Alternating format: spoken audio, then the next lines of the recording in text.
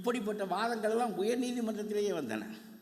ஆனால் அதையெல்லாம் தாண்டி அந்த சுப்ரீம் கோர்ட் அந்த வழக்கை மீண்டும் உயிர்ப்பித்து அதை எடுத்துக்கொள்ள வேண்டும் என்று சொன்னது என்பது ஒரு பக்கம் இருக்கட்டும். அவர் சிறைக்கு போகிறார். 1.5 ஆண்டுகள் சிறையில் இருக்கிறார். 1.5 ஆண்டுகள் சிறையில் இருக்கின்ற காலத்தில் கொஞ்ச நாள் கழித்து அவர் அப்பொழுது மந்திரியாக இல்லை. நம்முடைய ஸ்டாலின் கவர்னரிடம் அவரை மந்திரியாக்க விரும்புகிறேன், ஆகவே நீங்கள் பிரமாணம் செய்து வைக்க வேண்டும் என்று சொல்கிறார்.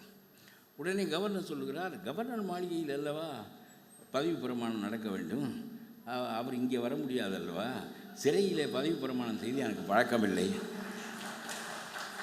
ஆகவே நான் வர முடியாது என்று சொல்லிவிட்டார்.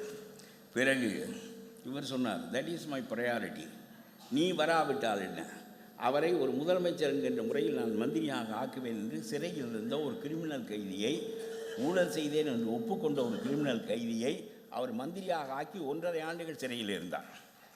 வருங்கால வரலாறு சொல்லும் நம்முடைய இந்திய சட்டங்கள் இதுவரையிலும் இந்தியா விடுதலை அடைந்து 75 ஆண்டு காலத்தில் ஒரு கிரிமினல் குற்றவாளி சிறையிலே மந்திரியாக இருந்த வரலாறு கிடையவே கிடையாது.